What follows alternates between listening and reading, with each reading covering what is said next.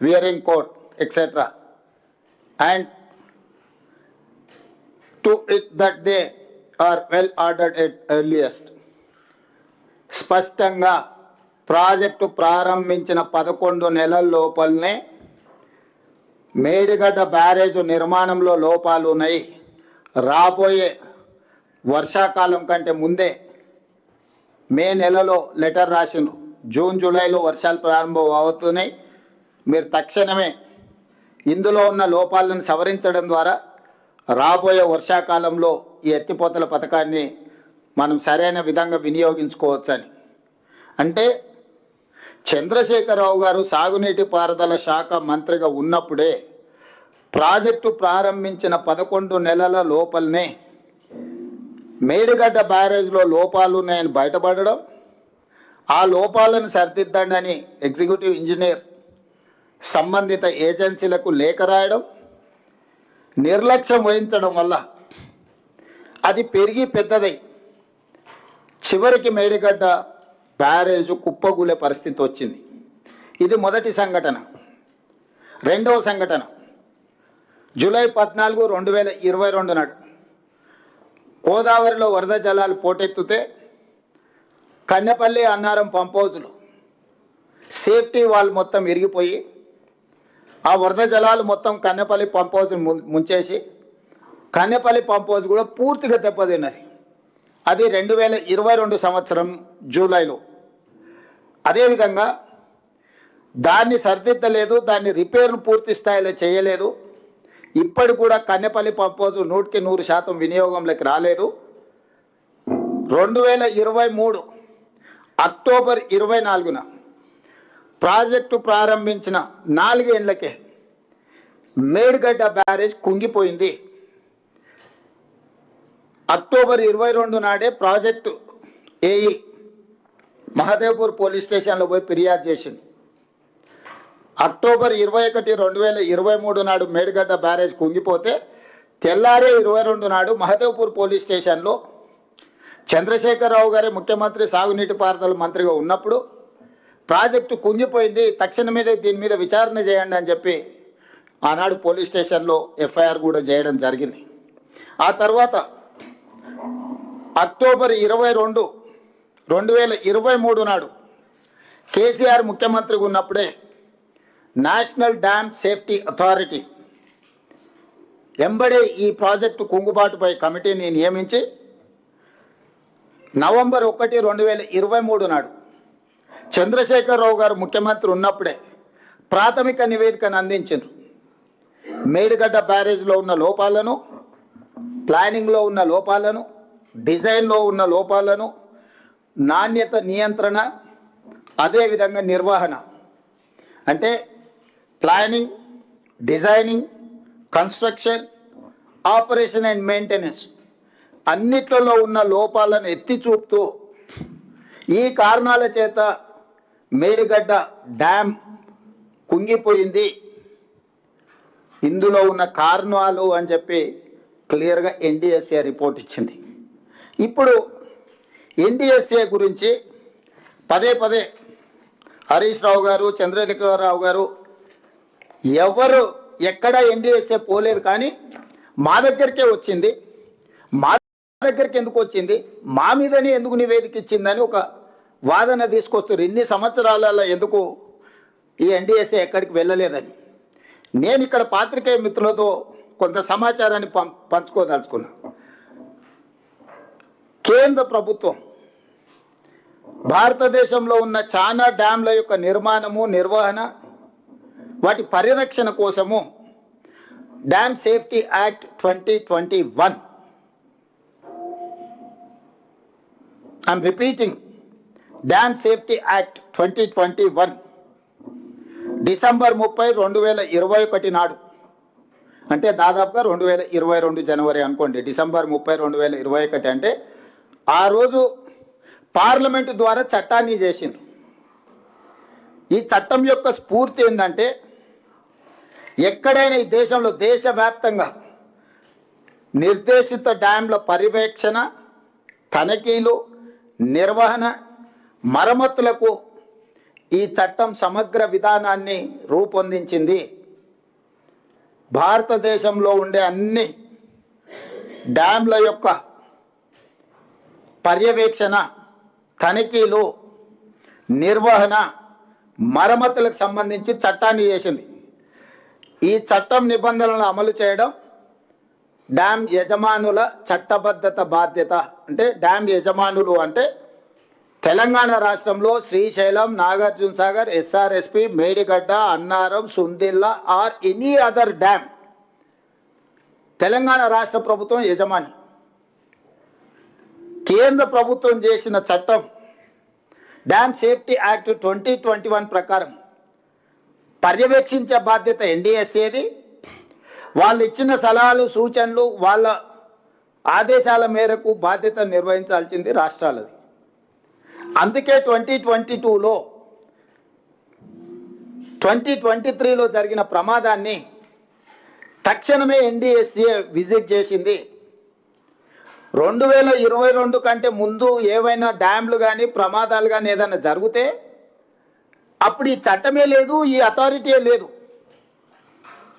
ఈ అథారిటీని పార్లమెంట్ చట్టం చేసిందే డిసెంబర్ 30, 2021 నాడు. అది అమల్లోకి వచ్చి వాళ్ళు క్షేత్రస్థాయిలో పనిచేయడానికి ఎక్కడైనా ఒక చట్టం చేసిన తర్వాత అమలు చేసి క్షేత్రస్థాయిలో దాని ఆఫీసర్లను ఎగ్జిక్యూటివ్ ఆర్డర్స్ ఇచ్చుకోవడానికి కనీసం 3-4 నెలలను పడుతుంది కదా. సో 2022 నుంచి పనులు ప్రారంభించి 2023 అక్టోబర్లో తెలంగాణలో జరిగిన మేడిగడ్డ బ్యారేజ్ యొక్క ప్రమాదాన్ని వాళ్ళు తక్షణమే విజిట్ చేశారు. వాళ్ళు విజిట్ చేసి పూర్తిగా దీన్ని పరిశీలించి కొద్ది రోజుల్లోనే ప్రిలిమినరీ రిపోర్ట్ ఇచ్చారు, తర్వాత ఫుల్ రిపోర్ట్ ఇచ్చారు. దాంట్లో వాళ్ళు చెప్పింది ఏంది, ప్రాథమిక నివేదికలో 7వ బ్లాక్ పిల్లర్లు అక్టోబర్ 24 నాడు 19వ పిల్లరు దాదాపు 1.2 మీటర్లు కుంగిపోయింది. దీనికి ప్రధానమైన కారణం ప్లానింగు, డిజైనింగు, కన్స్ట్రక్షన్, మెయింటెనెన్స్ లోపాలు ఉన్నాయి, అందుకే పిల్లర్లు కూలిపోయినాయని. అదేవిధంగా ఈ బ్లాక్ దెబ్బతినడం వల్ల, 7th బ్లాక్ దెబ్బతినడం వల్ల మొత్తం ప్రాజెక్టు మీద ప్రభావం చూపించింది. కాబట్టి ఈ బ్యారేజ్లో నీళ్లు నింపడానికి వీలు లేదు, నీళ్లు నింపితే ప్రమాదం అని చెప్పి ఇచ్చారు వాళ్ళు. ఫస్ట్ ప్రాథమిక నివేదిక ఇచ్చారు, తర్వాత ఫైనల్ రిపోర్ట్ ఇచ్చారు. ఈ ఫైనల్ రిపోర్టు 365 పేజీలు ఉంది టోటల్గా. ఈ 365 పేజీలలో ప్రతి పేజీలో ఉంది. నేను కొంత సారాంశం చెప్తా, మీకు ఈ కాపీలను కూడా మీకు అందజేస్తా. ఫైనల్ రిపోర్టు 24 ఏప్రిల్ 2025 నాడు ఫైనల్ రిపోర్ట్ ఇచ్చారు. వివిధ పరీక్షలు క్షేత్రస్థాయిలో నిపుణులు పరిశీలించిన అనంతరం ఎన్డీఎస్ఏ తుది నివేదిక ఇచ్చింది. అందులో మేడిగడ్డ, అన్నారం, సుందిల్ల బ్యారేజు నీటి నిల్వకు అనుకూలం కావని తేల్చి చెప్పింది. పేజీ నెంబర్ 346 పేజీలో మేడిగడ్డ బ్యారేజ్ 7వ బ్లాక్ నష్టం వల్ల బ్యారేజ్ నుంచి నీటి మళ్లింపు పనికి రాకుండా పోయింది. ఈ నివేదికలో 346 పేజీల స్పష్టంగా 7th బ్లాక్ డ్యామేజ్ అవ్వడం వల్ల నీటిని నింపడం కానీ నీటిని మళ్లించడం కానీ కుదరదు. దీనివల్ల మొత్తం ఎంటైర్ మేడిగడ్డ బ్యారేజ్ దెబ్బతిన్నదని చెప్పింది.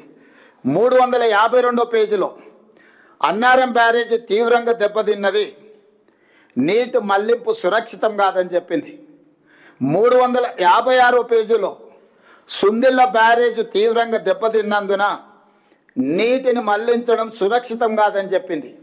ఫైనల్గా ఎగ్జిక్యూటివ్ సమ్మరీలో 17th పాయింట్ 3 బ్యారేజీలు తీవ్ర నష్టాలను క్రోడీకరించింది, సమగ్ర పునరుద్ధరణ డిజైన్ అవసరమని స్పష్టం చేసింది.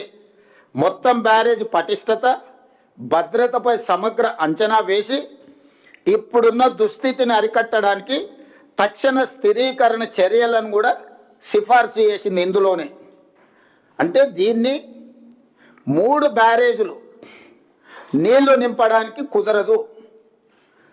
ఈ బ్యారేజీల నిర్మాణంలో చాలా లోపాలు ఉన్నాయి, వీటిని సరిదిద్దడానికి కూడా వాళ్ళు ఒక స్ట్రక్చరల్గా సజెషన్స్ ఇచ్చారు. ఏ విధంగా నిపుణులు అపాయింట్ చేయాలి, ఏ సంస్థలతో భూసార పరీక్షలు చేయించాలి, ఏ సంస్థల ద్వారా ఈ ప్రాజెక్టు యొక్క నాణ్యతను ఏ రకంగా చేయాలనో వాళ్ళు కంప్లీట్గా ఇచ్చారు. చివరిగా ఇంకే మాట ఏమన్నారు, పునరుద్ధరణ డిజైన్లు, రిపేర్లు, ఇతర పనులన్నీ ఎన్డీఎస్ఏ లేదా సిడబ్ల్యూసి ఆమోదంతోనే చేపట్టాలని ఎన్డీఎస్ఏ సిఫార్సు చేసింది. నువ్వేది చేయాలన్నా మీ దగ్గర అపర మేధావులు ఉండొచ్చు, 80,000 పుస్తకాలు చదివిన వాళ్ళు ఉండొచ్చు, కిలాడి కమిటీ ఉండొచ్చు. ఈ కిలాడి కమిటీలు ఇచ్చే నివేదికలు లేకపోతే సూచనలతోనే మీరు ముందుకు వెళ్ళడానికి వీల్లేదు. ఎవరిచ్చే సూచనలు పాటించాలంటే ఎన్డీఎస్ఏ లేదా CWC central water commission committee, ఈ ఇద్దరిని పరిగణలోకి తీసుకున్న తర్వాతనే మీరు ఏ పని చేసినా కూడా దీన్ని ముందుకు తీసుకెళ్లాలని స్పష్టంగా చెప్పింది. ఇదే ఆ నివేదిక. ఈ మొత్తం నివేదిక 365 పేజీలలో ఇచ్చిన నివేదికలో మొత్తం కూలంకషంగా సారాంశాన్ని మొత్తం వడబోసి సమస్యలతో పాటు సమస్యల పరిష్కారానికి అవసరమైన సూచనలన్నిటిని కూడా ఇచ్చింది. దీన్నే బైబిల్, దీన్నే ఖురాన్, దీన్నే భగవద్గీతగా భావించి తెలంగాణ సాగునీటి పారుదల శాఖ తూచా తప్పకుండా ఎక్స్పర్ట్స్ కమిటీని అపాయింట్ చేసి ఈరోజు ఆ ప్రాజెక్టును పునరుద్ధరించడానికి అహర్నిశలు మేము ప్రయత్నం చేస్తున్నాం. ఇప్పటికిప్పుడు వీళ్ళు వచ్చేసి లేదు ఇప్పుడు ఆడ నీళ్లు పోతున్నాయి, వెనకటి కేసీఆర్ చెప్పాడు తలాబులో నీళ్లున్నా మన తాగడానికి నీళ్లు లేవు, కాలు అడ్డం పెడితే మొత్తం మన భూములు తడిచిపోతాయి, ఇంత దుర్మార్గం ఇంత అన్యాయం ఉంటుందా అని తెలంగాణ ఉద్యమంలో చెప్పాడు. మనం కూడా అవును తల ఊపినాం, బాగానే ఉంది. అప్పుడు ఉద్యమం సందర్భం వేరు. ఆయన ఏం కథలు చెప్పినా, బుర్ర కథలు చెప్పినా, హరికథలు చెప్పినా మనం విన్నాం. సరే మనోడే కదా ఏదో ఒకటి కానీలే. ఇప్పుడు కూడా మళ్ళీ కొడుకు బయలుదేరాడు, ఆడ నీళ్ళు పోతున్నాయి, ఇక్కడ కన్నెపల్లె పంపులు ఉన్నాయి, మీరు ఎత్తురని. సరే తండ్రి అంటే చదువుకో, ఏ లెవెల్లో చదివినో తెలియదు కానీ కొడుకు మళ్ళీ అమెరికాలో చదివినా, ఐటీ చదివినా అంటాడు. ఇవాళ నేను అడిగేది, ఇవాళ ఒక్కొక్క దాన్ని నేను వివరాలు చెప్పదలుచుకున్నాను. నీళ్లు వారినంత మాత్రాన కళ్ళ ముందల నీళ్ళు పోతుంటే ఎత్తనికి రాదు. పారుతున్న నీళ్ళని ఎత్తుకునే అవకాశం ఉంటే బ్యారేజీలు కట్టాల్సిన అవసరమే ఉంది నర్సింగ్. బ్యారేజీలు కట్టిందంటే పరిగెత్తుతున్న నీళ్లను నిలబెట్టాలి, నిలబెట్టిన నీళ్ళను ఎత్తాలి, ఎత్తిన నీళ్ళను తరలించాలి. ఇదే కదా లిఫ్టులు అంటే. పరిగెత్తున్న నీళ్ళను నిలబెట్టాలి, నిలబెట్టిన నీళ్ళని ఎత్తిపోయాలి. స్థూలంగా ఇంతే తెలుగులో. దానికోసమే బ్యారేజీలు కట్టారు. ప్రతి బ్యారేజ్కు వెనకాల ఒక పంప్ హౌస్ కట్టారు. ఆ పంపుల నుంచి లిఫ్ట్ చేసి తీసుకుంటున్నారు. ఇప్పుడు వాటి కథ కూడా చూద్దాం. మేడిగడ్డ బ్యారేజ్ నుంచి మాట్లాడుకుంటూ వద్దాం. మొదట మేడిగడ్డ, తర్వాత అన్నారం, ఆ తర్వాత సుందిల్ల, ఆ తర్వాత శ్రీపాదెల్లంపల్లి అక్కడ ఉన్నది. ఒక్కసారి మిత్రులను అటువైపు కూడా చూడమని. ఇది మేడిగడ్డ బ్యారేజ్. ఈ మేడిగడ్డ బ్యారేజ్ 89.5 మీటర్ల బెడ్ లెవెల్లో ఉంది. దీని క్రస్ట్ గేట్లు 90 మీటర్ల దగ్గర క్రస్ట్ గేట్లు ఉన్నాయి, 1 మీటర్ పైన. దీని వెనకాల 18.5 కిలోమీటర్ల వెనక్కి ఇక్కడ మీకు లక్ష్మీ పంప్ హౌస్, అదే కన్నెపల్లి పంప్ హౌస్. ఈడ బ్యారేజ్ ఉంటే బ్యారేజ్ నుంచి వెనక్కి 18.5 కిలోమీటర్ల దగ్గర ఇక్కడ మీకు అప్రోచ్ కెనాల్ ద్వారా ఈ నీళ్లను ఇక్కడికి తీసుకొచ్చి కన్నెపల్లి పంప్ హౌస్ నుంచి లిఫ్ట్ చేసి ఈ అన్నారం బ్యారేజ్కి యూతలు పోయాలి. ఇక్కడ చెప్తా మీకు, వాళ్ళ ఇష్టం, కెమెరా అవసరం లేదు, జస్ట్ వీళ్ళ అండర్స్టాండింగ్ కోసం. సో ఇక్కడ ఇది ఈడ 89.5 మీటర్ల బెడ్ లెవెల్ ఉంటే క్రస్ట్ గేట్లు ఇంకొక మీటర్ పైన ఉన్నాయి.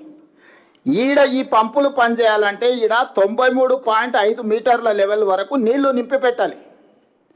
ఇట్లా ఉరుకుతున్న నీళ్ళు, ప్రాణహిత నుంచి ఇటు నుంచి వచ్చిన నీళ్ళు ఇట్లా పోతున్నాయి కదా, నీళ్లు ఉరుకుతున్నాయి కాబట్టి నీళ్లు 60,000 క్యూసెక్లు 70,000 క్యూసెక్లు పోతున్నాయి. దీన్ని గుంజుకోనికి పంప్ హౌస్ పనిచేయదు. ఈడ మినిమం లెవెల్ 93.5 మీటర్ల లెవెల్లో ఈడ గేట్లు దించి ఆపితే అప్పుడు ఈ పంపులతో లిఫ్ట్ చేయడానికి ఉంటుంది. అంటే దాదాపుగా మేడిగడ్డ బ్యారేజ్ వెనకాల 5 టీఎంసీల నీళ్లను మనం నిల్వ చేయగలిగినప్పుడే ఈ పంపులు ఎత్తాలి. కన్నెపల్లి పంపులు ఎత్తి మీరు పోయాల్సింది అన్నారం బ్యారేజ్ దగ్గర.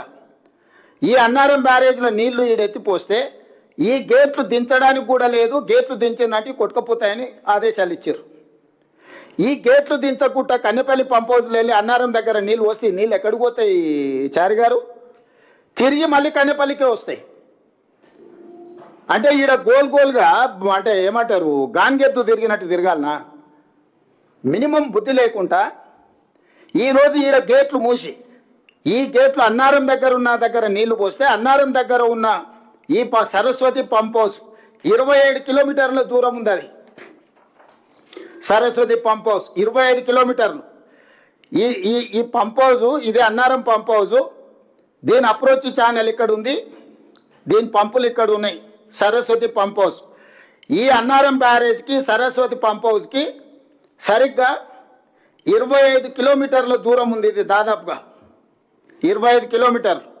25 కిలోమీటర్ల దూరం నీళ్లు నిలబడాలంటే అన్నారం గేట్లు మూసి పెడితే ఎన్ని మీటర్లు ఎత్తు నిలబెట్టాలి అంటే దీని లెవెల్ కూడా చెప్తా. దీని బెడ్ లెవెల్ వచ్చేసి 106 మీటర్లు. దీని క్రస్ట్ గేట్లు లెవెల్ వచ్చేసి క్రస్ట్ లెవెల్ వచ్చేసి 107 మీటర్లు. 107 మీటర్ల మీద నుంచి 10.5 మీటర్ల ఎత్తు నీళ్లు నింపాలి. అంటే దాదాపుగా 116.5 మీటర్ల ఎత్తు వరకు ఇక్కడ నీళ్లు నింపితే అప్పుడు ఈ పంపులు పనిచేస్తాయి. ఇప్పుడు ఇక్కడ గేట్లు ఓపెన్ చేస్తే నువ్వు కన్నెపల్లిలో ఎత్తి అన్నారం దగ్గర వస్తే ఈ నీళ్లు మళ్ళీ కిందికే పోతాయి. సో ఇప్పుడు వాళ్ళ తెలివితేటలన్నీ అతి తెలివితేటలన్నీ ప్రదర్శించి ప్రజల్ని మభ్యపెట్టి ప్రభుత్వం మీద బురద జల్లి మమ్మల్ని తప్పు పట్టి ప్రజల్ని వంచి ఉన్నది కొట్టుకుపోయేటట్టు చేయాలని ఈరోజు ఎన్డీఎస్ఏ స్పష్టంగా ప్రతి బ్యారేజ్ మీద క్లియర్గా చెప్పింది. అందులో ఉన్న లోపాలేంది, దాని మీద ముందస్తు తీసుకోవాల్సిన జాగ్రత్తలేంది. నువ్వు రిపేర్స్ చేసే వరకు ఎట్టి పరిస్థితుల్లో గేట్లు దించొద్దు, గేట్లు మొత్తం ఎత్తి పెట్టండి, ఓపెన్గా పెట్టండి అని చెప్పింది. అందుకే ఈ గేట్లన్నీ ఎత్తిపెట్టినాం. నీళ్ళు వచ్చినట్టు ఎట్లా వచ్చినా పోయేదానికి. ఇప్పుడు కన్నెపల్లి దగ్గర ఎత్తి అన్నారం దగ్గర వస్తే అన్నారం గేట్లు ముయ్యకపోతే ఈ నీళ్లు మళ్ళీ తిరిగి కన్నెపల్లికి వస్తాయి కదా. అందుకోసమనే ఈరోజు ఇది ఎత్తిపోయడం అనేది కుదరదు. మేడిగడ్డ గేట్లు ముయ్యకుండా కన్నెపల్లిలో ఎత్తిపోయలేం, అన్నారం గేట్లు ముయ్యకుండా సరస్వతి పంప్ హౌస్లు ఎత్తిపోయలేం. అక్కడి నుంచి ఇప్పుడు ఈ సరస్వతి అన్నారం గేట్లు మూసి 116.5 మీటర్ల ఎత్తున ఈడ దాదాపుగా 4-5 టీఎంసీలు నిల్వ పెడితేనే ఈ పంపులు పనిచేస్తాయి. ఈ పంపుల నుంచి ఎత్తి మళ్ళీ సుందిళ్ళలో పోస్తే సుందిళ్ళ బెడ్ లెవెల్ వచ్చేసి 118 మీటర్లు. దీనిది ఈ సుందిళ్ళ బెడ్ లెవెల్. దీని క్రస్ట్ లెవెల్ వచ్చేసి 119.5 మీటర్లు. ఈ సరస్వతి పంప్ హౌస్ ఇప్పుడు ఈ నుంచి ఎత్తి ఇక్కడ మీకు దాదాపుగా నీళ్ళు ఎత్తాలంటే 126.5 మీటర్ల ఎత్తు వరకు నీళ్లు నిల్వ పెట్టాలి.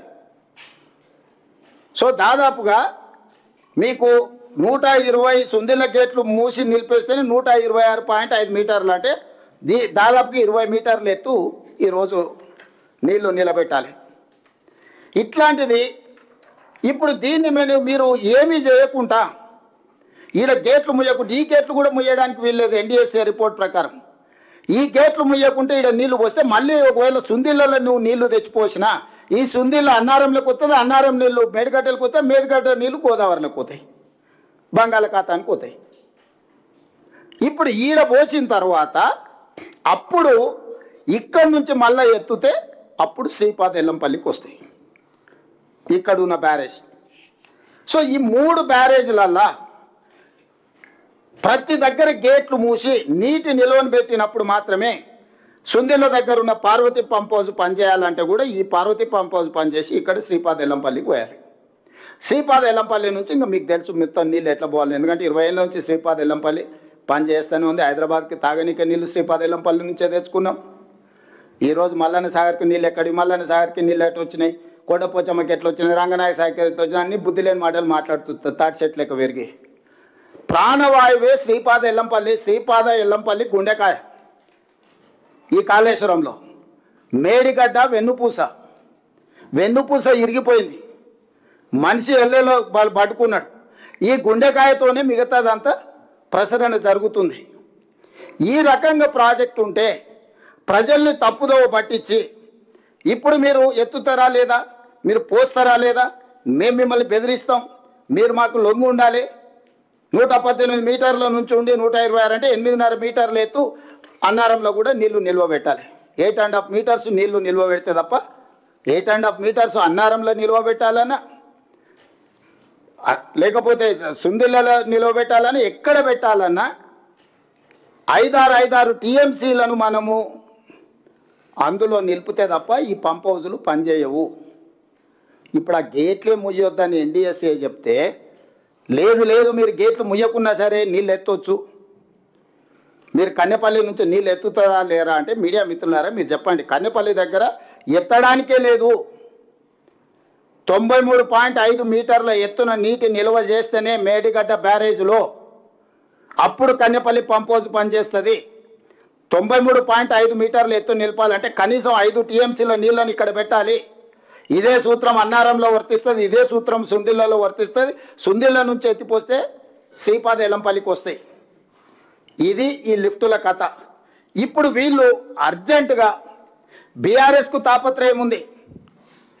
1,00,000 కోట్లు గోదావరిలో కొట్టుకుపోతుంటే రైతులు ఎండిపోతుంటే 2.5 సంవత్సరాలు తెలంగాణ రాష్ట్ర ప్రభుత్వం ఒక్క చుక్క లిఫ్ట్ కూడా చేయకుండా 2,88,00,000 మెట్రిక్ టన్నుల వరిధాన్యం పండించి రైతులకు తాగడానికి సాగునీళ్ళు ఇచ్చి ఎస్ఆర్ఎస్పి కావచ్చు, శ్రీపాద ఎల్లంపల్లి కావచ్చు, లేకపోతే జూరాల కావచ్చు, భీమా కావచ్చు, నెట్టంపాడు కావచ్చు, శ్రీశైలం కావచ్చు, నాగార్జున సాగర్ కావచ్చు, ఇట్లా చెప్పుకుంటూ ఎన్నో ప్రాజెక్టుల వల్ల గత కాంగ్రెస్ ప్రభుత్వంలో కట్టిన ప్రాజెక్టులతోనే తెలంగాణలో మొత్తం సాగునీరు అందిస్తే వాళ్ళు కట్టింది కూలింది 1,00,000 కోట్లు ఖర్చు పెట్టింది 3 ఏళ్ళలో ఎక్కడిదక్కడ అల్లికల్లి పూజ అయిపోయింది, ఎక్కడిదక్కడ కొట్టుకుపోయింది.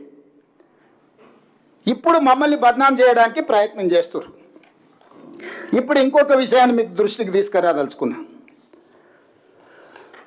రీసెంట్గా June 30, 2026 రోజు government of India, ministry of Jal Shakti, department of water resources, R&D and GR మాకు ఒక లెటర్ రాసింది తెలంగాణ గవర్నమెంట్కి. రీసెంట్గా June 30, 2026 ఈ లెటర్ సారాంశం ఏంది సబ్జెక్ట్ అంటే constitution of technical oversight committee for rehabilitation measures of Kaleshwaram barrages regarding. దీన్ని రిహాబిలిటేట్ చేయడానికి ఈ కాళేశ్వరం మీద ఉన్న బ్యారేజీలు 3కు సంబంధించి క్లియర్గా ఇన్స్ట్రక్షన్స్ ఇచ్చి ఒక కమిటీని అపాయింట్ చేసి composition of the committee as follows.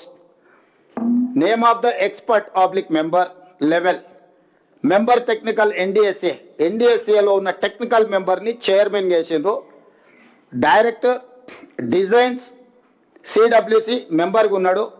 Director designs gates CWC మెంబర్గా ఉన్నాడు. Representative from CSMRS not below superintending engineer లెవెల్లో ఒక మెంబర్ నేసిండ్రు. Representative from CWPRS not below superintending engineer level member నేసిండ్రు. 3 representatives from state government of Telangana not below superintending engineer level.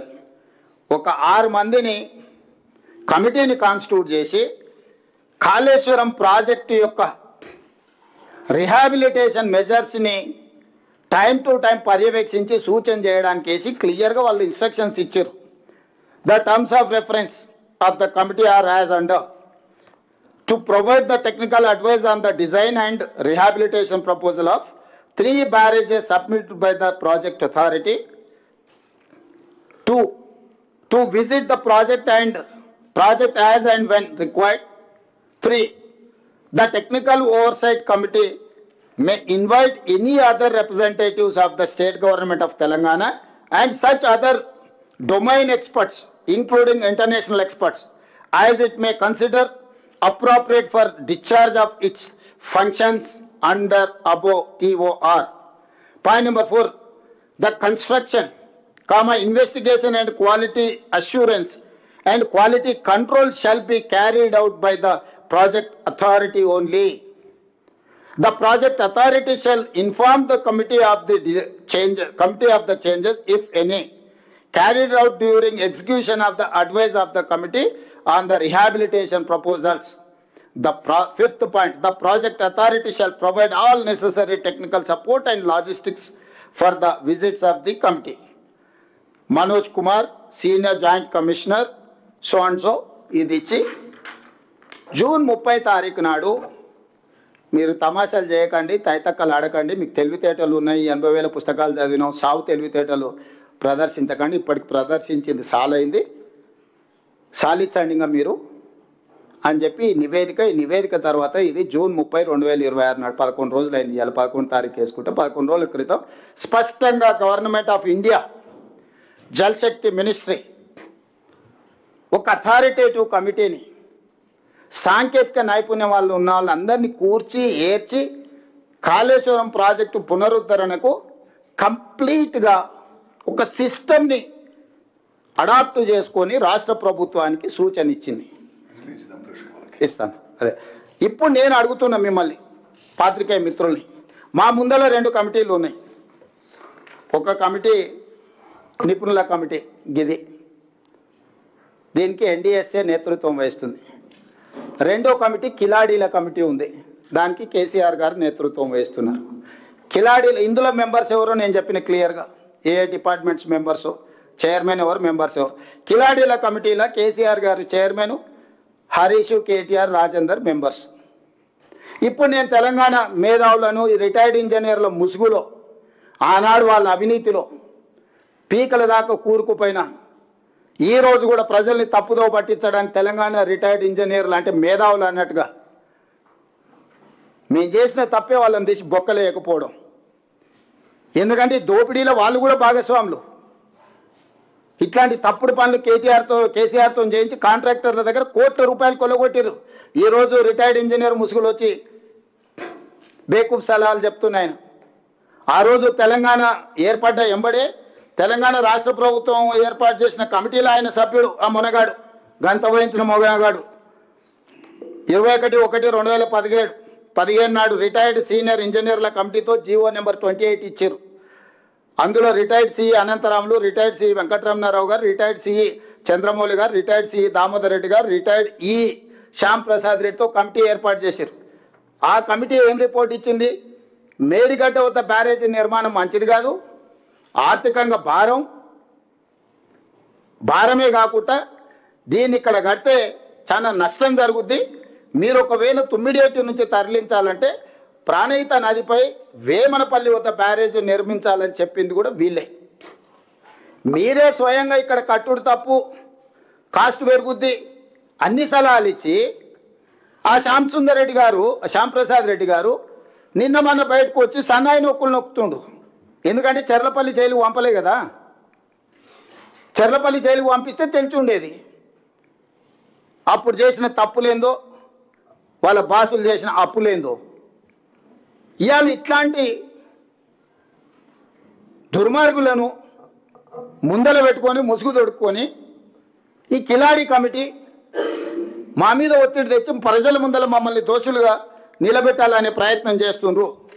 అందుకోసమని నేను ఈరోజు సూటిగా ఈటల రాజేందర్ గారికి నేను విజ్ఞప్తి చేయదలుచుకున్నా. ఈ కిలాడి కమిటీలు ఆయన కొత్తగా చేరేండు, సరే పాత పాపం కొంతనే గడుక్కుందాం అనేవాళ్ళు మరి రాజేందర్ గారు ప్రయత్నం చేస్తున్నారో తెలియదు. ఎందుకంటే ఆనాడు వారి భాగస్వామ్యం ఉందని ఘోష్ కమిషనే వారిని పిలిచింది, విచారించింది, ఇవన్నీ చేసి దాని కింద నేను 2 అంశాలను నేను ఈరోజు ప్రస్తావించదలుచుకున్నా. ఒకటి, రాష్ట్ర ప్రభుత్వం ముందలు ఉన్నది 2 కమిటీలు, ఒకటి ఎన్డీఎస్ఏ కమిటీ, 2 కిలాడి కమిటీ. ఈ రాష్ట్ర ప్రభుత్వం ఎన్డీఎస్ఏ కమిటీ సూచనల్ని తూచా తప్పకుండా పాటించాలని నిర్ణయం తీసుకున్నది. దీంట్లో రెండో వాదనకి తావు లేదు. విస్పష్టంగా మేడిగడ్డ, అన్నారం, సుందిల్ల బ్యారేజీల విషయంలో, పునరుద్ధరణ విషయంలో రాష్ట్ర ప్రభుత్వం ఎన్డీఎస్ఏ సూచనల మేరకు, నిపుణుల కమిటీ ఆదేశాల మేరకే పనిచేస్తుంది తప్ప కిలాడి కమిటీల ఒత్తిడికి లొంగే సమస్యనే లేదు. ప్రొవైడెడ్ ఈటల రాజేందర్ గారి నేతృత్వం వహించి ఈ కిలాడీల కమిటీని తీసుకెళ్లి ఎన్డీఎస్ఏ చైర్మన్ని జలశక్తి మినిస్టర్తో కలిసి ఈ అర్ధాంతరంగా అత్యవసరంగా నీళ్లు ఎత్తిపోయడానికి ఎన్డీఎస్ఏ కమిటీ నుంచి నిపుణులను తీసుకొచ్చి వాళ్ళ పర్యవేక్షణలో ఎత్తండి. మాకప్పచెప్పు అంటారు కదా, దొంగోనికి చెప్పే లాభం అన్నారు కొంతమంది. గుడి ముందర చెప్పులు కూడా ఎత్తుకుపోతారు. మామ అల్లులు అంతకంటే అతనికంటే గనుడు ఆచంట మల్లన్న అని మామ గుడిని మింగితే అల్లుడు గుడిలో ఉన్న లింగాన్ని కూడా మింగే రకం చూసినాం. ఇవాళ 5 ఏళ్ళు మంత్రి ఉన్నాయనను సంవత్సరం మంత్రి ఇయ్యలే. సంవత్సరం మంత్రి ఇచ్చినా కూడా సాగునీటి పారుదల శాఖ ఇవ్వలే. నీ మావనే నిన్ను నమ్మలేదు. నువ్వు ఎంత కేటుగానువో, కమిషన్లో ఎంత అదనంగా వసూలు చేసినావో తెలిసి ఆయన లక్కీ నెంబర్ 6% ఆయనదైతే నా లక్కీ నెంబర్ 3% అని ఈయన వసూలు చేసిండు. బావకు 3 ఇస్తే మరి నాకు 1 అని ఉండాలి కానీ కొడుకు 1 వసూలు చేసిండు. మొత్తం కలిసి 10% ముక్కి బెక్కి బొక్కిన సంగతి నీ మామకి తెలిసే కదా నిన్ను దూరంగా పెట్టింది. సంవత్సరం నీకు మంత్రి ఇయ్యలేదు, ఆ తర్వాత ఇంకేదో ఇచ్చిండు. ఇప్పుడు వచ్చేసి మమ్మల్ని అడుగుతుండు నాకు ఇచ్చేసే శాఖ అని. ఎందుకంటే పాత కమిషన్లు కొన్ని రావాల్సినవి ఉన్నాయి, కాంట్రాక్టర్లు ఇవ్వలేదు. 3 నెలలు ఇస్తే అవన్నీ రాబట్టుకోవచ్చు, వాళ్ళని బ్లాక్మెయిల్ చేయొచ్చు. నిష్ణాతుడు బ్లాక్మెయిల్ 1,00,000 కూడా వదులుతలేడు. ఇక నేను చెప్పొద్దు, కొంతమందికి ఫోన్లు చేసి ఏం అడుగుతుండో. క్రషర్ వాళ్ళని కూడా వదులుతలేడు. లాస్ట్కి అరటి పండ్ల వాళ్ళని కూడా వసూలు చేసేటట్టున్నాడు. అసోసియేషన్ పెట్టుకొని నాకేమైనా తెచ్చి తెలంగాణ అరటి పండ్లు కూడా అమ్ముకుంటారని. ఆంధ్ర విద్యా సంస్థల్ని బ్లాక్మెయిల్ చేసి పాలు కొనిపిస్తున్నాడు. నేను ఆంధ్ర వాళ్ళకి నీళ్ళు వదులుతున్నాను, సిగ్గు లేదు. ఆంధ్ర వాళ్ళ కాళ్ళ దగ్గర పాలు మోసి బతుకుతున్నావు. ఇంతకంటే నీచమైన జీవితం ఏమన్నా ఉంటుందా హరీష్ రావు? నారాయణ చైతన్య కాలేజీలు తెలంగాణ ప్రజల రక్తం పీలుస్తుందని మీరు తెలంగాణ ఉద్యమం సందర్భంలో చెప్పిన నువ్వు ఈరోజు అదే నారాయణ చైతన్య పాలు మోసి బతుకుతున్నావు. ఇంతకంటే నీచమైన బతుకు, మోచేతి నీళ్లు దాగి బతికే నా ఒక బతుక నీది. నువ్వు వచ్చి మమ్మల్ని మా మీద ఆరోపణలు. అందుకే ఈటెల రాజేందర్ గారు చెప్తాను, ఇష్టం నువ్వు ఎవరితోనే అనుడు. పెద్దలు వెనకటి చెప్పారు, మంచోని 10 ఇచ్చి తెచ్చుకోవాలి, దుర్మార్గులను 10 ఇచ్చి వదిలించుకోవాలని. కానీ రాజేందర్ ఏందో మరి పాత సోపతికే పోతున్నాడు మళ్ళా. అందుకే రాజేందర్ చెప్తున్నా, మీ కిలాడి కమిటీని తీసుకొని వెళ్ళు, జలశక్తి మినిస్టర్ దగ్గరికి ఎన్డీఎస్ఏ కమిటీ చైర్మన్ విలు. ఎన్డీఎస్ఏకు మేము ప్రాజెక్టు, నేను ఉత్తమ్ కుమార్ రెడ్డి గారిని బట్టి విక్రమార్క గారిని పంపిస్తా. ఎన్డీఎస్ఏకి మేడిగడ్డ అన్నారం సుందీల ప్రాజెక్టులను మేము అప్పచెప్తాం. ఎందుకంటే అది ఒక ప్రభుత్వ సంస్థ, దానికి నైపుణ్యం ఉన్నది, సాంకేతికపరమైన సిబ్బంది ఉన్నారు. వాళ్ళకి అప్పచెప్పడానికి మాకు ఎలాంటి అభ్యంతరం లేదు. ఎందుకంటే వాళ్ళ పర్యవేక్షణలో ఈ ప్రాజెక్టు కడుతున్నాం. మేము ఈ ప్రాజెక్టును పునరుద్ధరిస్తున్నాం. State government doesn't have any objection to hand over to NDSA. We are there to hand over this project Medigadda Annaram Sundilla to NDSA authority, not this కిలాడి కమిటీ. అందుకే రాజేందర్ ఇమ్మీడియట్గా కేంద్ర ప్రభుత్వం దగ్గరికి వెళ్ళి తక్షణమే ఎన్డీఎస్ఏ కమిటీ చైర్మన్ను ఈ ప్రాజెక్టులను తాత్కాలికంగా వాళ్ళ ఆధీనంలోకి తీసుకొని ఇప్పుడున్న నీళ్లను ఎత్తిపోసి రైతులను ఆదుకోండి, ప్రజల పట్ల నీకున్న చిత్తశుద్ధిని మీరు నిరూపించుకోండి. మాకు ఎలాంటి అభ్యంతరం లేదు. మేంగా గేట్లు మూసి నీళ్ళు ఎత్తిపోసే పరిస్థితి లేదు. గేట్లు మూయకుండా నీళ్ళు ఎత్తడానికి కుదరదు. మేము గేట్లు మూసి నీళ్ళు ఎత్తితే ఈ గేట్లు కొట్టుకపోతే, ఈ ప్రాజెక్టు కొట్టుకపోతే కింద భద్రాచలం నుంచి ఊర్లే కొట్టుకపోతే ఎన్డీఎస్ఏ నివేదిక ఇచ్చింది. ఇది చట్టబద్ధం. ఎన్డీఎస్ఏ ఇచ్చిన ఆదేశాలను పాటించకపోతే they are liable for punishment with criminal prosecution. నేను అదే చెప్తున్నా, ఆయన తెలివితేటలు, ఆయన అట్లా చదివి 80,000 పుస్తకాలు చదివి సాగు తెలివితేటలు ప్రదర్శించడానికే అవి కూలిపోయినాయి. ఈరోజు కాళేశ్వరం కూలేశ్వరం ఎందుకైంది? 1,00,000 కోట్లు ఎందుకు గోదావరిలో కొట్టుకపోయినాయి? ఇవాళ మేడిగడ్డ మొత్తం కొట్టుకపోయింది అనుకో, ఎన్డీఎస్ఏ స్పష్టంగా ఈయన మ్యానిపులేటెడ్ మీద ఉండొచ్చు, పొలిటికల్ మ్యానిపులేటెడ్. నేను యావరేజ్ స్టూడెంట్ని, ఉత్తమన్న కాస్త నాకంటే బెటర్గా ఎన్డీఏలో చదువుకున్న స్టూడెంట్. ఈరోజు ఆర్మీ నుంచి ఇతర ఎక్స్పర్ట్స్ని ఈరోజు ఎంగేజ్ చేసినాం మేము. ఆ ఎక్స్పర్ట్స్ సూచనల మేరకు ఈరోజు మేము పనిచేస్తున్నాం. Not only our engineering graduates, we have engaged from army and other experts, different CPWRS నుంచి, రకరకాల కేంద్ర ప్రభుత్వం ఆదేశించిన సంస్థల నుంచి నిపుణులను ఈరోజు నియమించుకొని ఆ నిపుణుల పర్యవేక్షణలో ఈ ప్రాజెక్టులను పునరుద్ధరించడానికి ప్రభుత్వం పనిచేస్తుంది. అట్లా కాదు మేము మేధావులం, మేము పునరుద్ధరిస్తామని వీళ్ళు బయలుదేరిండ్రు. మీరు ఉద్ధరిస్తేనే కదా 3 ఏళ్లలోనే కాళేశ్వరం కాస్త కూలేశ్వరం అయింది, 1,00,000 కోట్లు గోదావరిలో కొట్టుకుపోయినాయి. అందుకే ఇప్పుడు రాజేందర్ గారిని పెద్దరికం తీసుకోమని చెప్తున్నా నేను. ఈ ప్రెస్ మీట్ ప్రత్యేకంగా పెట్టడానికి ఈటల రాజేందర్ గారికి నేను సవినయంగా విజ్ఞప్తి చేస్తున్నా, తక్షణమే మీ కిలాడి కమిటీని తీసుకొని జలశక్తి మంత్రి దగ్గరకు పోయి ఎన్డీఎస్ఏ చైర్మన్ పిలిపించి ఉత్తర తెలంగాణకు నీళ్లు అందించాలంటే మేడిగడ్డ, అన్నారం, సుందిళ్లలో నీళ్లు ఎత్తిపోయాలి. తాత్కాలికంగా నీళ్లు ఎత్తిపోయడానికి పర్యవేక్షించడానికి ఎన్డీఎస్ఏ నిపుణులను తీసుకొని రండి. ఆ నిపుణులకి ప్రాజెక్టుని అందజేయడానికి మాకు ఎలాంటి అభ్యంతరం లేదు. ఆ తర్వాత ఈ నలుగురు ఆ నలుగురు కలిసి కిలాడి కమిటీలో నలుగురు, ఎన్డీఎస్ఏ కమిటీలో నలుగురు కూర్చొని 8 మంది కలిసి మంచి చేయండి తెలంగాణకు. మేము కూడా ముందుకు వస్తాము. ఈరోజు హరీష్ రావు గారు మాట్లాడుతున్నారు, కింద పట్టిసీమ ఈ నీళ్లు గురుదక్షిణ కింద వదిలేండు, పట్టిసీమ నుంచి తరలిస్తురని. అసలు అన్నం తినేవాడు ఎవడైనా మాట్లాడే మాటలేనా అండి? పట్టిసీమ కట్టింది ఎప్పుడు? 2015 జనవరి 1, 2015 నాడు జీవోఎంఎస్ నెంబర్ 1 ఆంధ్రప్రదేశ్ ఇచ్చి 2015-16లోనే 4.21 టీఎంసీ నీళ్లు తరలించారు. 2017-18కి వచ్చే వరకల్లా గోదావరి జలాలను కృష్ణా డెల్టా ప్రాంతానికి 105.9 టీఎంసీలను తరలించారు. ఫ్రమ్ దేర్ 2015-16 నుంచి 2023-24 వరకు కంటిన్యూస్గా వాళ్ళు నీళ్లు తరలిస్తూనే ఉన్నారు. ప్రారంభించింది మీ హయాంలోనే, పూర్తి చేసింది మీ హయాంలోనే. ఒక్క 2017-18లోనే 105.9 టీఎంసీ గోదావరి జలాలను కృష్ణా డెల్టా పరివాహక ప్రాంతానికి తరలించుకొని పోయినరు. మరి ఆ రోజు మీరు గాడిదలను కాసిండ్రా, నువ్వు నీ మామ? ఆ రోజు నువ్వే కదా సాగునీటి పారుదల శాఖ మంత్రివి. పట్టిసీమలో గోదావరి జలాలను కృష్ణా డెల్టా ప్రాంతానికి 105.9 టీఎంసీలను తరలించినప్పుడు హరీష్ రావు గారు గాడిదలను కాస్తున్నాడా? నేను అడుగుతున్న సూటిగా. మొత్తం మీ హయాంలో జరిగిన దుర్మార్గమే కదా. ఈరోజు నేను వచ్చినాక కట్టింది కాదు, నేను వచ్చినాక తరలిస్తున్నది కాదు. సో చేసిన దుర్మార్గం అంతా మీరు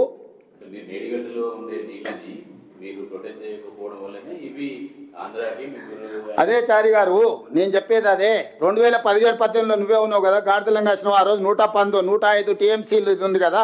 పోనీ నువ్వు కట్టిన తర్వాత 2019లో నువ్వు ప్రారంభించినప్పుడు 2021లో కూడా 30 టీఎంసీలు తరలించింది కదా.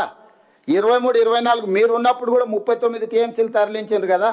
మరి ఆ రోజు మీరెందుకు వదిలిండ్రు నీళ్ళు? ఆ రోజు మీ మేడిగడ్డ ఉంది, మీ మామ ముఖ్యమంత్రి ఉంది, సాగునీటి పారుదల శాఖ మీ మామ దగ్గరనే ఉంది.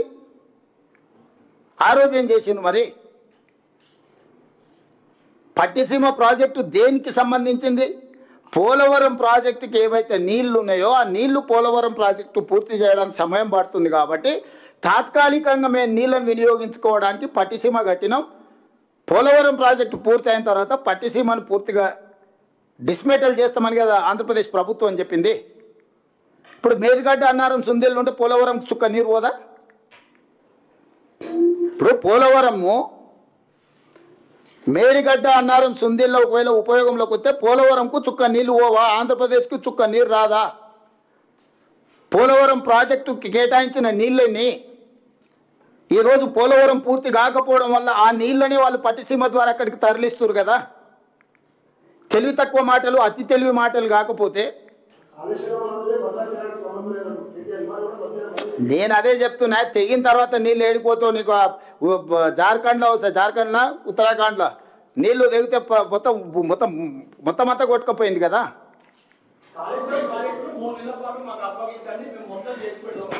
అదే దానికోసమే చెప్పిన, దొంగల చేతికి తాళాలు ఇయ్యము. గజ దొంగలు వీళ్ళు, బందుపోటు దొంగల కంటే ప్రమాదకరమైన వ్యక్తులు. వీళ్ళ గుంపులో రాజేందర్ గారు చేరిండ్రు కాబట్టి ఎన్డీఎస్ఏ కప్పచెప్తాము. 3 నెలలు కాదు, మొత్తం కాంట్రాక్టే వీళ్ళకి ఇస్తాము. 3 బ్యారేజ్లు. హరీష్ రావు గారిని కాంట్రాక్టర్గా మారి ఇన్ని రోజులు బినామీగా పనిచేసిండు. ఇప్పుడు బాజాప్తా కాంట్రాక్ట్ తీసుకోమని అప్పచెప్తాం.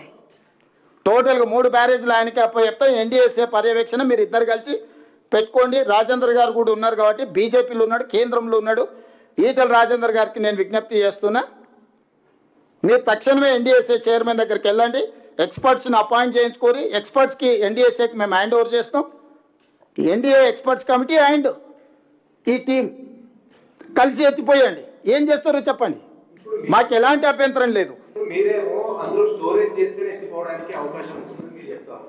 హరీష్ రావు గతంలో 5 సంవత్సరాలు ఇరిగేషన్ శాఖ మంత్రి చేశారు, ఈటల రాజేందర్ 5 సంవత్సరాలు ఆర్థిక శాఖ మంత్రి చేశారు.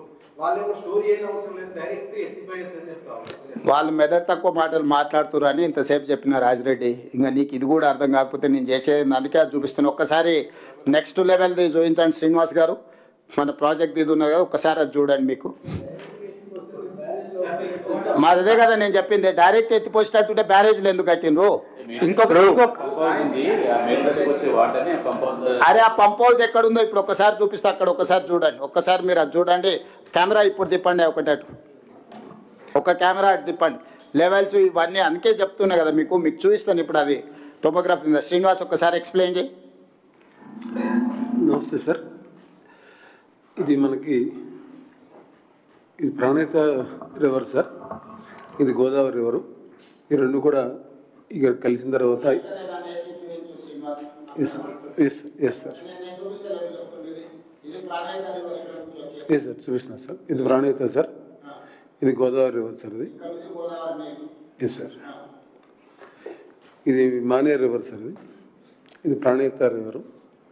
మనకి ఈ పాయింట్ దగ్గర మేడిగడ్డ బ్యారేజ్ కన్స్ట్రక్ట్ చేశారు సార్. ఎస్ సార్, ఇదే ఎస్ సార్. దానికి బెడ్ లెవెల్ వచ్చి 89 మీటర్స్ సార్, ఎఫ్ఆర్ఎల్ వచ్చి 100 మీటర్స్ సార్, కెపాసిటీ వచ్చి 16.17 టీఎంసీ సార్. ఇది అన్నారం బ్యారేజ్ సార్. ఇది అన్నారం బ్యారేజ్.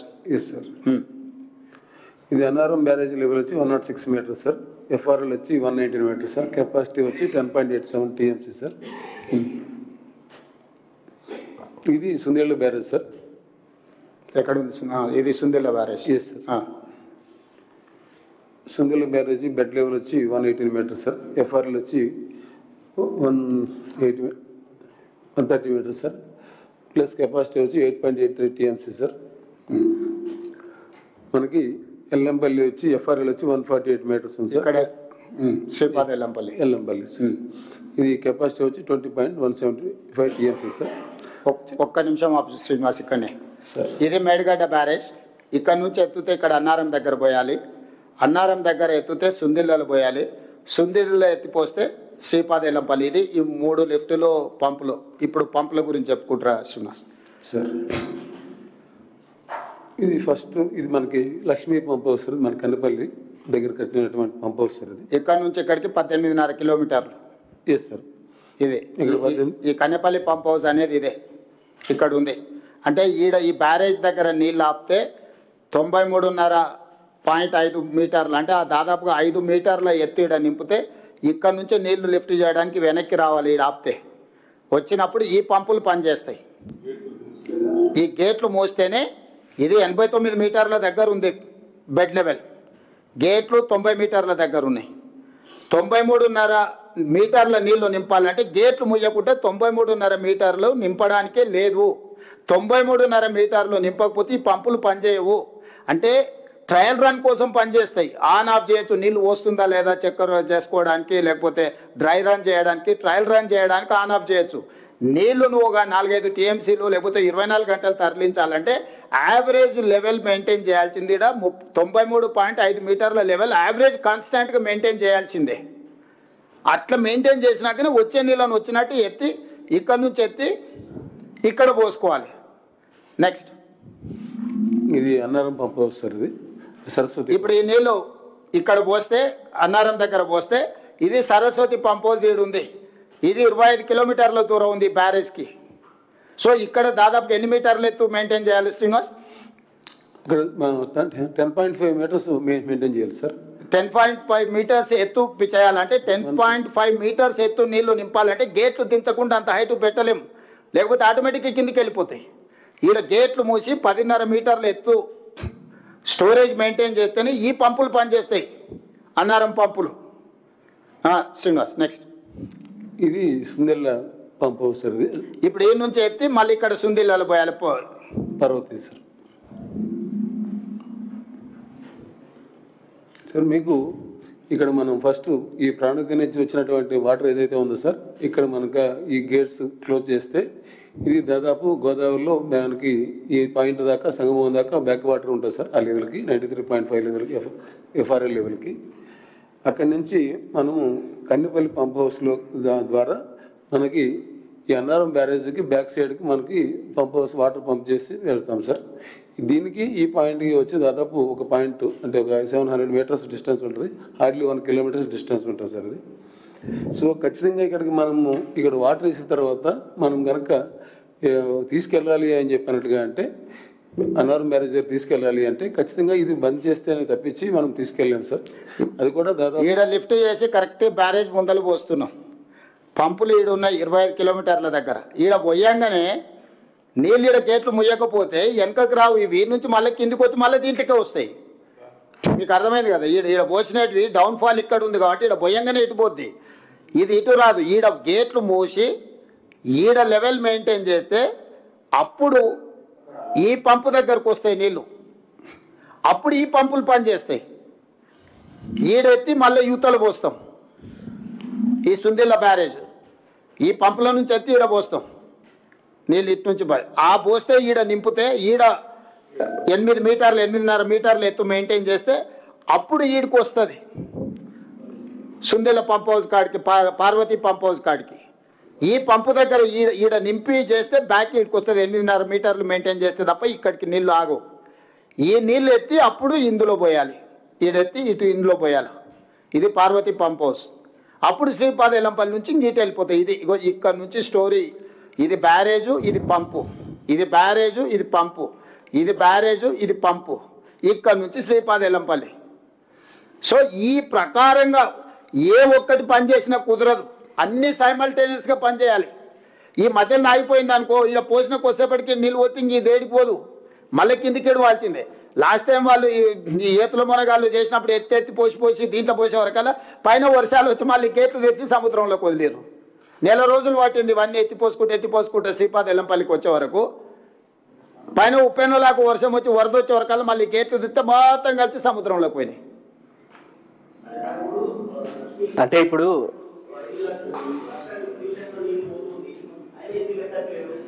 అదే పిచ్చి మాటలు అంటున్నా, ఇవన్నీ వెనక తీసుకురావాల్సిందే. ఇవన్నీ గోదావరి జలాలు దీంట్లోకి వచ్చినట్టు శ్రీపాద ఎల్లంపల్లి నుంచి ఎప్పటికప్పుడు తరలిస్తూనే ఉన్నాం. దేవాదులు కానీ ఇవన్నీ కూడా గోదావరి జలాలు దీనికి వచ్చేటి. మేజర్ గీడు ఎందుకు కట్టిండు కేసీఆర్? ప్రాణహిత నుంచి విపరీతమైన నీళ్ళు వస్తాయి కాబట్టి కిందికి తీసిన అన్నాడు, లేకపోతే పైనే కట్టుకునేటోడు కదా. ఇప్పుడు ఈ కిందికి ఎందుకు తెచ్చిండు? ఈ కింది నుంచి 3 సార్లు ఎందుకు చేసిండు? ఇక్కడ నుంచి విపరీతమైన నీళ్లు ఉన్నాయి, ఈడ కావాలంటే అసలు 90 రోజులు 3 టీఎంసీలు ఎంత అంటే ఎత్తుకోవచ్చు పోసుకోవచ్చు అని ఆయన ఎత్తిపోతల పథకంలాగా ఎత్తుడు పోసిండు కట్టుకుంటూ పోయి పొద్దున్న రాత్రి పగలు ఎత్తుడు పోసుడులో ఉండి ఆ దెబ్బకు ఈ 3 కట్టినాయి, ఈ కుప్పగూలినాయి. ఆయన పడ్డట్టే ఉంది మంచం మీద నుంచి వెళ్ళాలి కదా. ఒక నిమిషం అండి, ఎందుకంటే ఒక నిమిషం విలేకరులు అందరూ కూడా దయచేసి మీరు కూడా విషయాన్ని అర్థం చేసుకొని ఇది చాలా క్లారిటీతో పబ్లిక్ చెప్పాలి. ఎందుకంటే ఒక డిస్ఇన్ఫర్మేషన్ క్యాంపెయిన్ నడుస్తుంది, మీరు కూడా కొంతమంది ప్రభావితం. ఇప్పుడు ఒకటే, ఇప్పుడు సీఎం గారు చెప్పే విషయం మీరు అర్థం చేసుకోవాల్సింది, శ్రీపాద ఎల్లంపల్లికి నీళ్లు చేరంది, వ్యవసాయానికి నీళ్లు వాడలేము, అది ఒక క్లారిటీ ఉంది కదా. శ్రీపాద ఎల్లంపల్లికి నీళ్లు చేరంది, ఆ water cannot be use for agriculture. ఈ బ్యారేజ్లలో ఎక్కడ ఆయకట్టు లేదు. ఈ 3 మీరు ఫస్ట్ అది అర్థం చేసుకోరు. ఈ 3 బ్యారేజ్ల కింద ఎక్కడ ఆయకట్టు లేదు. ఇవన్నీ లిఫ్ట్ పంపులు లిఫ్టులు బ్యారేజ్లే. శ్రీపాద ఎల్లంపల్లి పోసిన తర్వాతనే వ్యవసాయానికి వాడతారు. చెప్పండి. సో శ్రీపాద ఎల్లంపల్లి నీరు చేరంది, వాళ్ళు ఇప్పుడు ఏం చేస్తున్నారు, వాళ్ళు ఈ డిస్ఇన్ఫర్మేషన్ క్యాంపెయిన్ ప్రాణహిత నుంచి కొన్ని నీళ్ళు వస్తున్నాయి. ఓకే, ప్రాణహిత నుంచి నీళ్ళు వస్తే కిందికి పోయే నీళ్ళని చూపెట్టి ఇది ఫ్రీ ఫ్లోలో ఎందుకు లిఫ్ట్ చేస్తలేరు అనేది వాళ్ళ ఎప్పుడు చెప్తున్న పాయింట్. ఇప్పుడు ఫ్రీ ఫ్లోలో కొంతసేపు నీళ్ళు లిఫ్ట్ చేయవచ్చు అని మేము అనుకుందాం. ఓకే, ఏడికి లిఫ్ట్ చేయాలి? నువ్వు శ్రీపాద ఎల్లంపల్లి లిఫ్ట్ చేయలేవు కదా. నేను ఆ రిటైర్డ్ ఇంజనీర్స్ కూడా మాట్లాడినా, మీరు ఎట్లా అంటున్నారు, ఇది ఎట్లా పుసుకిచ్చినారు అడిగినా. అంటే ఏముంది, ఆ అన్నారం సుందిల్ల బ్యారేజ్, అసలు అన్నారం సుందిల్ల బ్యారేజెస్ సీఎం గారు చెప్పినట్టుగా చాలా స్పష్టంగా ఆ ఫౌండేషన్ అనుమానాస్పదంగా ఉంది. The foundation is suspect. foundation cannot be relied upon without proper testing and rehabilitation అని నేషనల్ డ్యామ్ సేఫ్టీ అథారిటీ 1 సార్లు చెప్పారు. ఏమన్నారు వాళ్ళు? ఈ 3 బ్యారేజెస్ కి ఒకే టైప్ ఫౌండేషన్ వాడినరు. అది ఇంకా క్లారిటీ ఇవ్వాలి మీకు. యాక్చువల్లీ వ్యాప్కోస్ డిపిఆర్ లో ఏమని చెప్పిండ్రు? షీట్ పైల్ ఫౌండేషన్ వాడాలని చెప్పిండ్రు. హరీష్ రావు గారు ఇరిగేషన్ మంత్రిగా ఆ ఫౌండేషన్ మార్చి షీట్ పైల్ ఫౌండేషన్ తీసేసి సీకన్ పైల్ ఫౌండేషన్ పెట్టినరు. ఇప్పుడు national dam safety authority who are the leading body on dams and barrage the country, వాళ్ళు ఏమన్నారు? మేడిగడ్డకైతే ఎందుకైతే ఈ సీకన్ పైల్ ఫౌండేషన్ సస్పెక్ట్ ఉందో ఇదే ఫౌండేషన్ అన్నారం సుందిలో కూడా ఉంది, ఆ బ్యారేజెస్ కూడా సస్పెక్ట్ ఉన్నాయి. ఆ బ్యారేజ్ కూడా మీరు టెస్టింగ్ చేయండి, రిహాబిలిటేషన్ చేయండి, ఉపయోగించలేరు అని చెప్పిండ్రు. వాళ్ళు ఎప్పటికీ కూడా ఆ ప్రాణహిత నుంచి వస్తున్న కొంత నీళ్ళని ఫ్రీ ఫ్లో చూపెట్టి ఇది ఫ్రీ ఫ్లో ఎందుకు లిఫ్ట్ చేయరు? అసలు 3 బ్యారేజెస్ లో కూడా ఒకే ఫౌండేషన్ ఉంది. మరి అన్నిటికీ టెస్టింగ్ జరుగుతున్నాయి, అన్నిటికీ రిహాబిలిటేషన్ జరుగుతున్నాయి. మరి ముఖ్యమంత్రి గారి తరఫున నా తరఫున చెప్తున్నదంటే మాకే రాజకీయ దురుద్దేశం లేదు. ఇది తప్పనిసరిగా కాళేశ్వరం ప్రాజెక్టులో అవినీతి జరిగింది, లూటీ జరిగింది, అవన్నిటికీ వేరే ప్రక్రియ జరుగుతుంది. Judicial commission, CBI enquiry. ఇది సాంకేతికంగా ఏ విధంగా మరి ప్రజాధనం ఉపయోగపడ్డది, దీన్ని ఎట్లా తిరిగి ప్రజలకు తీసుకురావాలని మేము నిరంతరం ఇండియన్ ఆర్మీతో సహా తీసుకొచ్చి ప్రయత్నం చేస్తున్నాము. దాని భాగంగానే జాతీయ స్థాయిలో, అంతర్జాతీయ స్థాయిలో best possible most competent agencies ని తీసుకొచ్చి ఇప్పుడు టెస్టింగ్ ప్రక్రియ జరుగుతుంది. ఈ నెల టెస్టింగ్ ప్రక్రియ పూర్తవుతుంది. ఆ తర్వాత ఐఐటి బాంబేతో సహా దేశ విదేశాల్లో నెంబర్ 1 డిజైన్ కన్సల్టెంట్ ఈ రిహాబిలిటేషన్ డిజైన్ చేస్తారు. ఆ డిజైన్ చేసిన తర్వాత ఆ 3 బ్యారేజెస్ కూడా రిహాబిలిటేట్ చేసి, రిపేర్ చేసి ఉపయోగంలో తీసుకురావాలనేది మా ప్రభుత్వ ఉద్దేశం. టీం గారు ఇది డ్యామేజ్ అయితే దీన్ని యూటిలైజ్ చేయొద్దు అని చెప్తూనే తుమ్మిడియాటి నుంచి మళ్ళీ సుందిలలోనే ఎత్తిపోతాము, అక్కడి నుంచి ఎల్లపల్లికి తగ్గిస్తామంటున్నారు. మరి అదే నర్సింగ్, ఇది తెలివి ఎక్కువతో మాట్లాడడం. మేమేమి ఇప్పుడు తుమ్మిడియట్టి రేపు నీళ్ళు తీసుకొచ్చి సుందిలో పెట్టలేము. సుందిల్లో రిపేర్ చేసిన తర్వాతనే తుమ్మడియట్టి నుంచి సుందిలో తీసుకొచ్చే అవకాశం ఉంది. మేము తుమ్మడియట్టి నుంచి ఎల్లంపల్లి తీసుకొస్తామా, తుమ్మడియట్టి నుంచి సుందిలో తీసుకొస్తామా, మా ప్రభుత్వం ఫైనల్ డెసిషన్ తీసుకోలేదు. ఆ డిజైను, ఈ డిజైను, ఆ అలైన్మెంట్, ఈ అలైన్మెంట్ ఇప్పుడు ఎక్స్పర్ట్స్ కన్సిడరేషన్ లో ఉన్నాయి. సీఎం గారు నాట్ ఓన్లీ దట్, ఇప్పుడు తుమ్మిడియట్టి నుంచి సుందిళ్ళకి దేవాలన్నా, శ్రీపాద ఎల్లంపల్లికి దేవాలన్నా it will take 2 or 3 years. At least ఆ ప్రాజెక్ట్ పూర్తి చేయాలంటే 2-3 సంవత్సరాలు తక్కువ సమయం పడుతుంది కదా. ఈ లోపల మేమేం చెప్తున్నాం? మరి 2 ఏళ్ళ ఇప్పుడు అన్ని సాంకేతిక నిపుణుల నివేదికలు వచ్చిన తర్వాత మేడిగడ్డ అయినా, అన్నారమైనా, సుందిళ్ళనైనా పునరుద్ధరిస్తాము, రిపేర్స్ చేస్తాము, రిహాబిలిటేట్ చేస్తామని చెప్తున్నామా? ఈ లోపల అది కట్టుకొని అక్కడి నుంచి నీళ్లు తెచ్చి ఒకవేళ సుందిళ్ళలో పోయాలన్నా సుందిళ్ళను పునరుద్ధరించకుండా ఉపయోగించలేము. సుందిళ్లను పునరుద్ధరించడానికి అవకాశం ఉందనుకున్నప్పుడే ఆ తుమ్మిడేటి నుంచి తెచ్చేది ఇందులో పోస్తాం, లేకపోతే స్ట్రైట్ గా తీసుకెళ్లి శ్రీపాద ఎల్లంపల్లినే పోస్తాం. పాసిబిలిటీస్ ఎక్స్ప్లోర్ చేస్తున్నాం.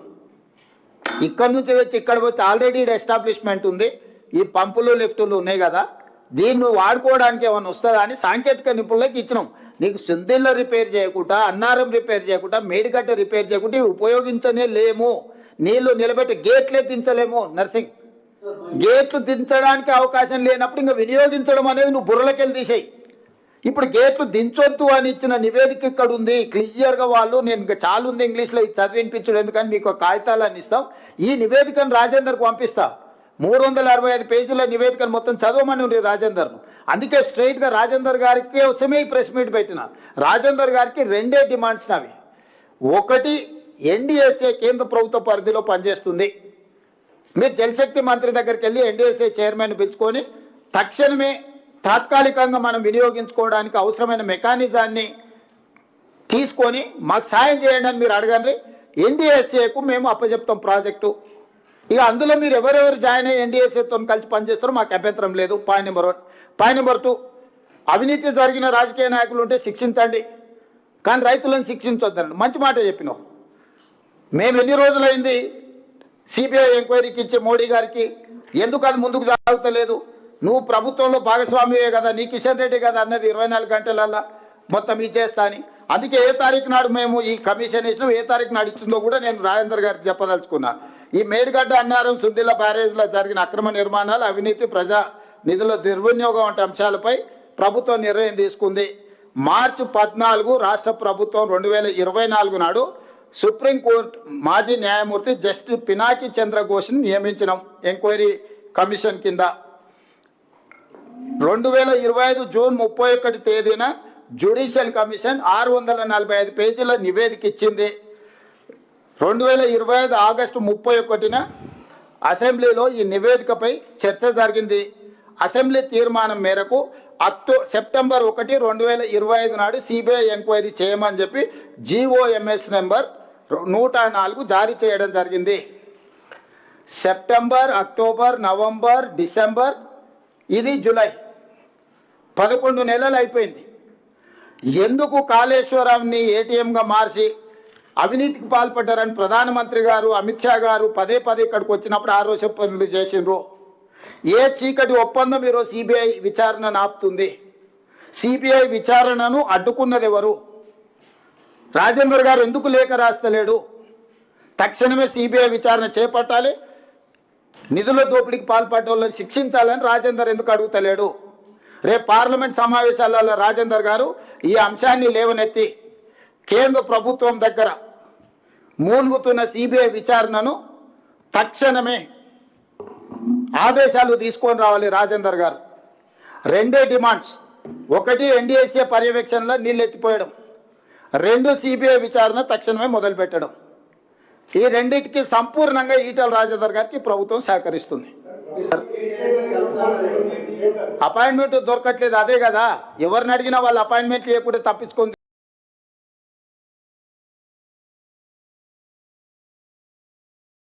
తిరుగుతున్నారు. రేపు పార్లమెంట్ సమావేశాల్లో సిబిఐ విచారణ ఎందుకు చేస్తలేరు? కేసీఆర్ కి పేరు వస్తారు, ఒకే కారణంతో మరమ్మతులు ఆలస్యం చేస్తారనే విమర్శ బీఆర్ఎస్ చేస్తుంది. కేసీఆర్ కు పేరు ఎక్కడిదిరా నాయన? కేసీఆర్ మొహం జల్లితే బయటకే వచ్చేటోడు కదా. కేసీఆర్ పేరు గురించి మీకంటే నాకంటే కేసీఆర్కి ఎక్కువ తెలుసు కదా, అందుకే మోహన్ చాటేసింది కదా. సూపర్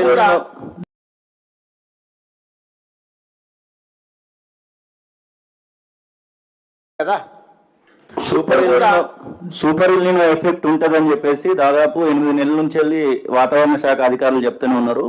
ముందు నుంచి వెళ్ళి ప్రభుత్వం దీని విషయంలో ఆలోచించలేదు. ఇప్పుడు సమయానికి వచ్చిన తర్వాత దీని విషయంలో ఆలోచిస్తుందని ఒక మాట చెప్తా ఉన్నారు. ప్రాణహిత దగ్గర 97 మీటర్ల ఎత్తులో నీళ్లు పోతున్నాయని, ఎందుకు ఎత్తిపోయట్లనేటు మాట అప్పుడు ఎందుకు ఎత్తిపోయట్లనేటు మాట అప్పుడున్నటువంటి ఇరిగేషన్ ఇంజనీర్లు చెప్తా ఉన్నారు. సార్, నేను అదే చెప్తున్నా, ఆయనకు ఈయనకు తెలివితేటలు ఎక్కువైనాయి.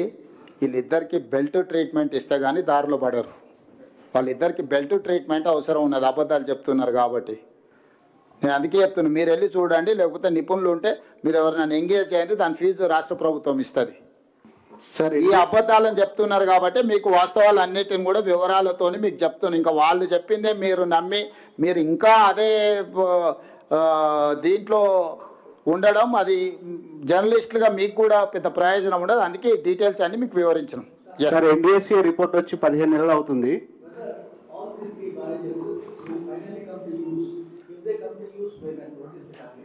So I have to check with the NDSA people. They have appointed a committee on June 30th. Now these people have to say exact date and time. Chances are there. Rehabilitate. That is what we are trying to restore.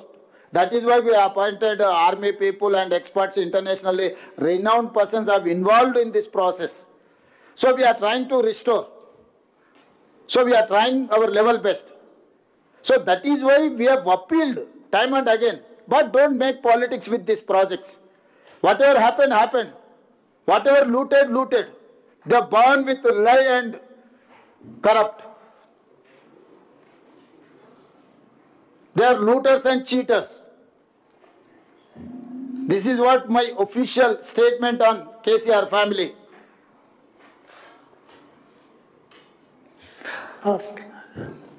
Sir, you mentioned that there should not be, on Kaleshwaram issue, there is politics and no one should play politics. But what's the way forward? You have done presentation, then former irrigation minister, he does the presentation. Now again, you are doing a presentation. What's the way forward of this project and what's the future? Whether it will be operational, if yes, then when? And there are also allegations, opposition parties are alleging that due to this politics and blame game, farmers are suffering. There are several districts which are facing drought because of El Nino effects, sir. Yeah, I do agree. That is what my concern. That is why I am appealing to farmers and these whoever is making allegations, whoever is trying to taint this government. But this problem is very serious problem. We have to attempt this problem through NDSA, not less than NDSA and CWC. They have categorically suggested NDSA has to monitor this rehabilitation works. We have to support, we have to facilitate to these organizations. We cannot take any other steps than NDSA suggestions. So we are not experts, we are political executive, we are administrators. We are running our government. So we have engaged experts. Experts in water, experts in construction, experts in civil engineers, structural engineers. So they are trying to restore this project. They are examining. Geological survey is needed. Many surveys we need. They are trying to get that straighter, then they will give you suggestions way forward. Based on that we are, so for this month end, according to my minister's information, by August end we are going to get all these suggestions, information. Then I can tell something.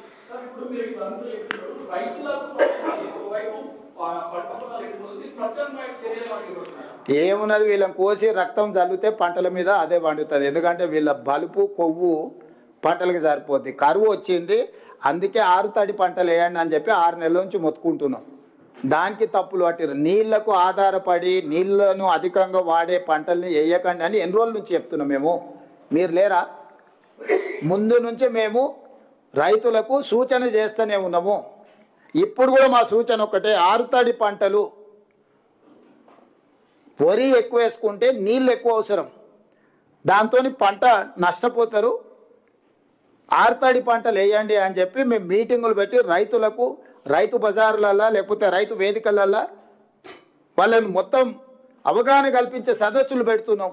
దాన్ని వదిలేసి కరువు వచ్చింది, KCR హరీష్కు contract ఇస్తాం, వాని గుర్పించమనుండ్రి, మంత్రాలు చేస్తారు, తంత్రాలు చేస్తారు, ఏం చేస్తారు చేయమనుండ్రి. మాంత్రికులే కదా వాళ్ళు ఇద్దరు మామాళ్ళు. సరే, వాటర్ లిఫ్టింగ్ విషయంలో ఇక అదంతా ఉండేనే. అప్పుడు పోయి రఘువీరారెడ్డి గారు అనంతపూర్లో ఉంటాడు, పోయి కలిసిరా. సరే, వాటర్ లిఫ్టింగ్ విషయంలో బీఆర్ఎస్ కానీ బీజేపీ చేస్తున్నటువంటి వాదనలకు మీరు కానీ మంత్రులు కానీ ఆధారాలతో సహా చెప్తున్నారు. కానీ మీ ఇంజనీర్లు కానీ అధికారులు కానీ ఎందుకు ప్రెస్ మీట్లు పెట్టట్లేదు? అధికారులు ప్రెస్ మీట్లు బెటర్. అధికారులు ప్రెస్ మీట్లు బెటర్. గత ప్రభుత్వంలో కూడా కాళేశ్వరం సంబంధించిన ఇష్యూలో అధికారులు సాంకేతిక నిపుణులు ప్రభుత్వానికి సహకరించడానికి, ప్రభుత్వ ఆదేశాల ప్రకారం పనిచేయడానికి మాత్రం అధికారులు ఉంటారు. అధికారులు ప్రెస్ మీట్లు బెటర్. రిటైర్ అయిన వాళ్ళు ఖాళీగా ఉన్నారు కాబట్టి పెడుతున్నారేమో. ఎందుకంటే ఇది ఓన్లీ పొలిటికలైజ్ అవుతున్నది. లేదు, మేమే ప్రభుత్వాన్ని నడపాల్సింది. ప్రభుత్వాన్ని నడపాల్సింది మంత్రులు, కౌన్సిల్ ఆఫ్ మినిస్టర్సే ప్రభుత్వాన్ని నడుపుతారు. దాన్ని పొలిటిసైజ్ చేసేటోడికి బుర్ర లేదని దాని అర్థము. ఏ ప్రభుత్వమైనా ఏ అంశాలనైనా నిర్ణయాలు తీసుకోవాల్సింది council of ministers. Council of ministers ఆదేశాల మేరకే అధికారులు పనిచేస్తారు. సో కౌన్సిల్ ఆఫ్ మినిస్టర్స్ ఎక్స్పర్ట్స్ని అందరినీ కూర్చి చేర్చి ఈరోజు మొత్తం పరిశోధన చేసి పరిశీలన చేసి దీన్ని పూర్తి చేయడానికి ప్రయత్నం చేస్తున్నాము.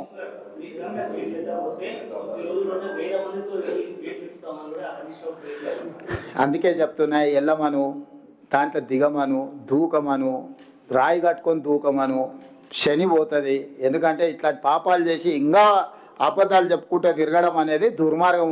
అసలు ఎంత సిగ్గులేని బరితెగించిన వాళ్ళు అంటే అసలు ఎవడన్నా ఉంటే సిగ్గుతో కేసీఆర్ లాగా అట్లనే ఫామ్ హౌస్లు ఉండేటోడు. ఆ కేసీఆర్ అనే సిగ్గుపడుతుంది చేసిన పాపానికి ప్రజల ముందుకు రానికి. వీళ్ళు మరీ సిగ్గు ఎక్కువ తప్పారా? ఏం చెప్తాం మనం? నీకు అనిపిస్తలేదు నరేందర్? నీకు కూడా అనిపిస్తుంది కదా. అదే చెప్తారా వాళ్ళు బాలకృష్ణనే చెప్పాడు, ఎవరు రైతులు తెలియరు అంతా మా కార్యకర్తలు వచ్చి చేస్తున్నారు, ఇదంతా ఒక పనికిమాలిన ప్రాసెస్ అని చెప్పి బాలకృష్ణనే చెప్పి.